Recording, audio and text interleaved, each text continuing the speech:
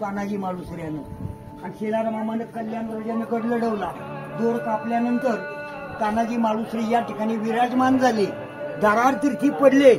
त्यावेळेला मावळे पळू लागले आणि मावळे पळू लागल्यानंतर सूर्याजीने जाऊन तो दोर कापले आणि सूर्याजी म्हणाला की अरे तिकड्यांनो पाठीमागे फिरा, तुमचा बाप रक्ताच्या थरोळ्यात मरून पडलाय, मी परतीचे दोर केव्हाच कापून टाकले.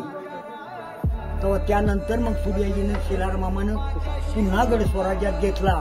तो शेलारमामानं सूर्याजीनं आपलं विराजमान केलं आणि त्या उदयभानावरती 80 वर्षे शेलारमामानं आपलं विराजमान दाखवलं आणि त्या ठिकाणी शेलारमामाने उदयभानूला ठार मारला आणि या ठिकाणी जीव समाधी बांधली. म्हणून शिवाजी महाराजांनी प्रेत पालखी सजवली, उदयभानाच्या प्रेताला अग्नी दिलं आणि त्या ठिकाणी महाराज म्हणून गेले की गडातला गड गेला आणि स्वराज्यातल्या 17 हत्तीमधला एक सिंह गेला आणि माझा ताना सिंहासारखा सिंह लढला.